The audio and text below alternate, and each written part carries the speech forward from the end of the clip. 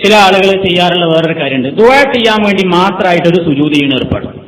അത് ഇവിടെ വന്നതിന് ശേഷം ഞാൻ പല പള്ളികളിലും ചില ആളുകളൊക്കെ അങ്ങനെ ചെയ്യുന്നത് കണ്ടത്.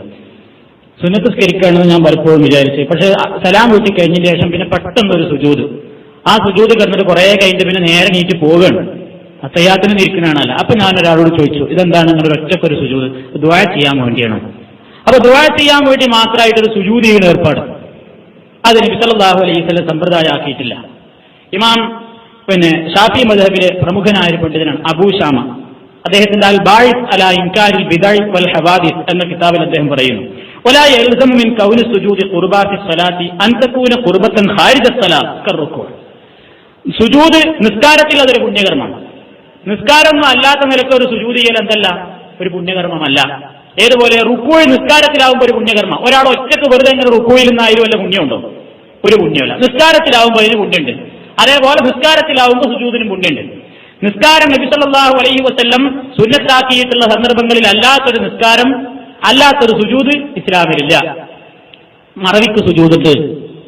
ഖുർആനിൽ സുജൂദ് ചെയ്യേണ്ടുന്ന സ്ഥലങ്ങളെ പരാമർശിക്കുന്ന ആയത്തുകൾ ഓതിക്കൊണ്ടിരിക്കുമ്പോൾ സുജൂദുണ്ട്. അതേപോലെ തന്നെ എന്തെങ്കിലും ഒരു സന്തോഷ വാർത്ത കേട്ടാൽ ശുക്രിന് വേണ്ടി നിർവഹിക്കുന്ന സുജൂദുണ്ട്.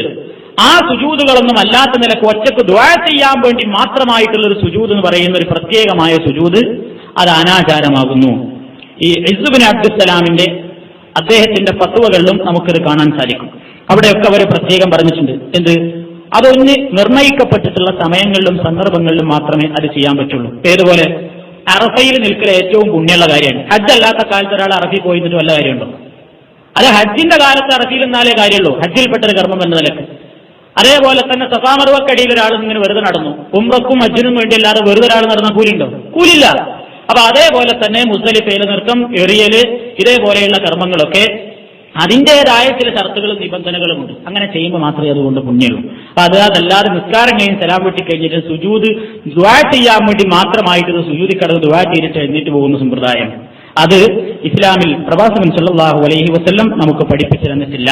അതാണ് ആ വിഷയത്തിൽ നമുക്ക് മനസ്സിലാക്കുവാനുള്ളത്. ഇതൊക്കെ നമ്മൾ ഇവിടുന്ന് ഇങ്ങനെ സാധാരണ കാണുകയും കേൾക്കുകയും ചെയ്യാറുള്ളതും പലരും സംശയം ചോദിക്കാറുള്ളതും. അതുകൊണ്ടാണ് എടുത്തു പറഞ്ഞത്. അപ്പൊ ഇത്രയും കാര്യങ്ങളാണ് മൊത്തത്തിൽ ചുരുക്കത്തിൽ നിസ്കാരത്തിന്റെ ശേഷം ദിക്റുകളുടെയും ദുആകളുടെയും ഇനങ്ങളിലായി നബി സല്ലല്ലാഹു അലൈഹി വസല്ലം നമുക്ക് കാണിച്ചു തന്നിട്ടുള്ളത്.